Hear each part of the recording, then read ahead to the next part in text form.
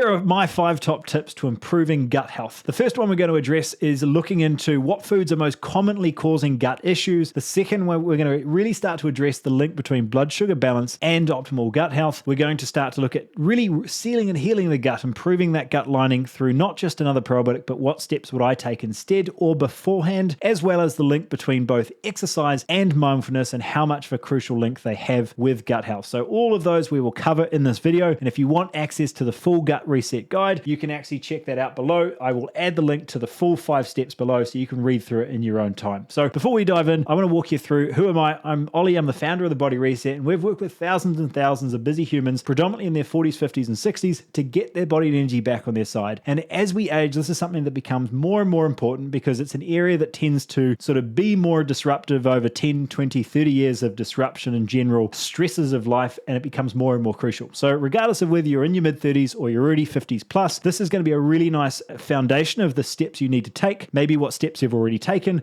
to really understand what is next. So it's more a case of not just knowing more info, it's about having that sequence to age and stage in life, or simply knowing what that next one is for you. So to start with, we're going to go through what foods should we start to reduce? What are the gut saboteurs, if you will, that are getting in the way of better gut health? Now, the ones that we're going to really start to address, many of these won't be all that surprising, but the reason I want to bring this up first is so many people are focused on adding the probiotic or the kombucha or the whatever gut shake to their diet to improve gut health before they identify this. So although the foods might not be that surprising in themselves, you've got to be honest with yourself. Have you given yourself an adequate amount of time to actually take these out, see what your body feels without them, and then more importantly, actually what that introduction process looks like to seeing, am I getting bloated, inflamed, having irregular bowel movements from bringing these foods back in, to truly identify what they are. There are so many people that say, yeah, I'm a 7 out of 10 in energy. We make the changes, show what 7 out of 10 energy really feels like, and they realize they were a 3 out of 10. So the big ones that I want to really address, a lot of these are going to be the processed foods, those added sugars, a lot of those refinements. One that so many people still don't look at is those vegetable and seed oils, things like your canola, your soybean, your sunflower, corn, etc. If we can really look at that stuff, it's going to be such a big toxic load on the body that the body has to work so hard to get through. We need to start with some of those things, right? Alongside this, things like alcohol is probably not that surprising, but it is going to have a huge impact, not just on your ability to put on excess body fat through the additional calories, but that toxic load the body has to work through and its disruptions on both the gut bacteria itself and, of course, our sleep quality and overall recovery. There's so many impacts we could look at through alcohol alone. And then lastly is going to be that artificial sweeteners, which again, some people will know about, some people completely miss. Is it the healthier option? Well, it might be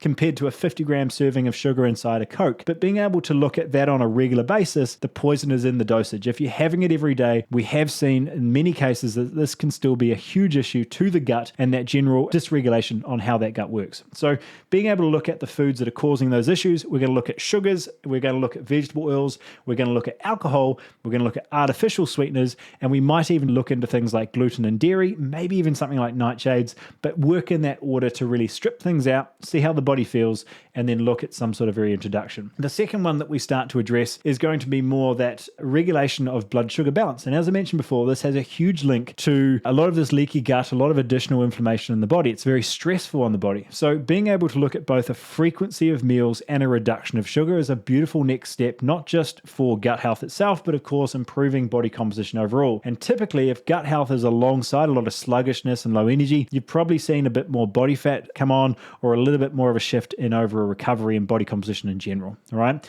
So by addressing a lot of these blood sugar imbalances, the recommendations that we're starting to look at here is really a much stronger focus towards increasing protein throughout the day, but very much in the morning. Now, the reason I bring this up as such a strong focus early in this piece is we see a really concerning trend around people that start reducing their meat intake and their total protein intake, not because their body doesn't tolerate protein, but because their stomach acid keeps getting lower. They start to get more and more acid reflux. They start to get more and more heartburn. And rather than actually fixing the problem again, we start patch fixing with things like our reflux medications and our Gaviscons and things, rather than actually realizing that the reason we're not breaking down these protein is we have actually had a reduction in our stomach acid. So by supporting our gut through, one, we'll go into more than mindful eating, but as much something like an apple cider vinegar or a digestive enzyme can be really, really easy adjustments to be able to break down the foods we're actually eating or that we once ate and no longer can stomach the same way. It's not the foods that in that instance that are the issue. It's the fact that we are not breaking it down. Address the root cause. Make that change to get your body back to digesting properly, and you'll usually see a significant improvement in energy, not to mention that overall digestive function. Once we've got that right, we've looked at two really, really important elements. One, the removal of those inflammatory food groups, and we've looked at improving just the acidity and the overall digestive function of our gut. This is where we can go a little bit deeper into the gut lining. Now, the first one on this list is not a probiotic, right? We're going to look at collagen powders. We're going to look at an increase in that gelatin, the glycine, glutamine, that has such a big impact on that overall function of, yes, the gut lining itself, but all this connective tissue on the body, skin, hair, nails, muscles, tendons, etc., that can be so important to how we feel, how we function on a day-to-day basis. Zinc and magnesium. This is something that probably 90-95% of the time we're recommending to clients because they're responsible for hundreds of functions in the body and are always so low in regards to nutrient levels. So being able to look at improved recovery, better gut health and digestive function, zinc's a really important part of this. Looking at muscle contraction and the overall cellular function in many, many different ways. Looking at these nutrients is something that you should see a nice little boost in energy, a little bit better recovery, deeper quality sleep, all good things, right? If we can get that stuff right,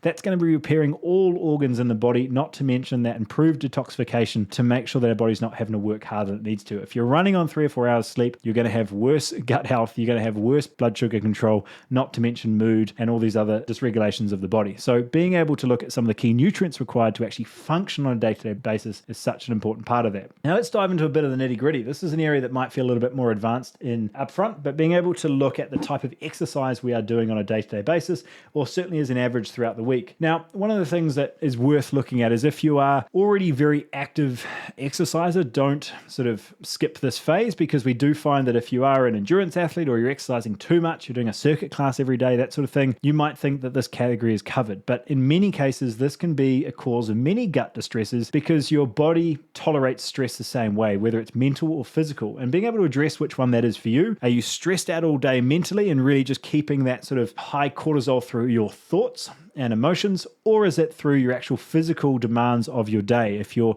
the type of work you do or the amount of exercise you do can be accumulative. And I've seen far too many endurance athletes and people that are physically active in a physical labor type role, that being a big cause of a lot of those stresses because they're just not allowing the body to recover. So obviously the 3 first steps just as important, but understanding that 4th one in regards to giving yourself the yin and yang of the amount of exercise you're doing, you're giving yourself that extra emphasis on recovery to really balance things out. Now, of course, if that's not you and it's a case of getting a bit more exercise in, there's 2 key parts. If you're anything past 35, I've got a strong, well, any age, but certainly as we get older, your emphasis towards weight training should increase, not decrease. So just like we talked about with the stomach enzymes and supporting that function that tends to decline over time, it's the same thing with muscle. Do what you can to maintain, if not build muscle as we age, to really shuttle glucose into the right place, really keep that body composition strong, not to mention general vitality, balance, and general mobility, right? To make sure the body works the right way. You can get off the couch, that sort of thing.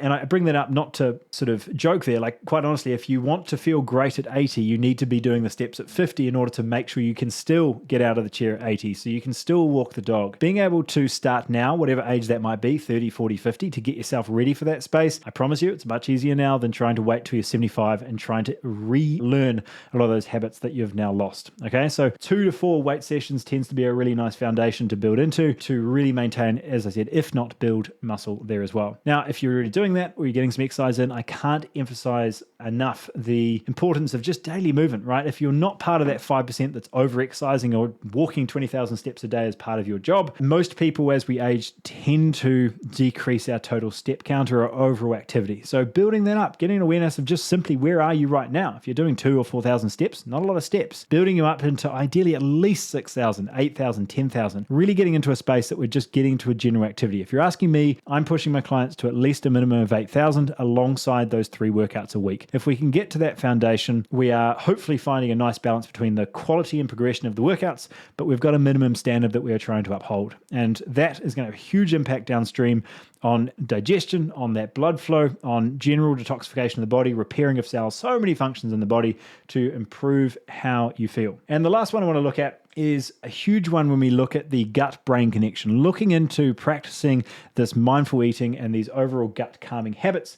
There are too many people out there taking all the supplements, eating the perfect foods, but rushing it down and running out the door. If you're not mindful when you're eating, you're not present when you're eating, you're not getting that salivating response to preparing meals, which helps that whole enzymatic production of breaking foods down and actually increasing that stomach acid. You're not breathing before meals so that you're pulling a bit more blood around your digestive tract rather than being pulled to your muscles and being in that fight or flight response, right? If you're not chewing, there's no teeth anywhere else in your mouth. So you're taking so much more time to break foods down, a lot more stress on the gut. Those three things alone are probably responsible for, conservatively 70% of gut issues these days. Being able to look at how mindful we are to gut health, being mindful of our state when eating is such an important part of gut health that nobody is looking at. So being able to look at 5 deep breaths, looking at chewing, being mindful when we eat, taking a little bit more time to be present with meals before it gets hoofed down can quite literally be the pivotal moment for so many people that have spent thousands on supplements and tests to really understand what's happening with gut health. And if you're in a high performing work position, you've got a lot going on at home, all the more important to build that superpower of being able to be present when eating, taking that time to get yourself back in check and start to bring that level of presence to your digestion. So those are the 5 steps. Those are the key parts that I wanted to highlight today. As I mentioned at the start, there's a quick bonus with this document below. You can get access to the entire document, the entire 5 steps, as well as there's a whole bunch more in regards to the not just what you're eating, but how, diving a bit deeper into the steps there, as well as another couple goodies on how to plan the plates, what these protein targets look like, what meals and macronutrients we would typically recommend, and a little bit more in there as well. So if you want access to it, click that link below. You'll see it in the description of either this podcast or YouTube clip. And any questions, drop them in the chat, shoot them to me on social media, and happy to answer them as well. Otherwise, I hope that gives you a nice foundation of both what to focus on or maybe what that next step is for you to get your body energy back on your side by focusing on your gut.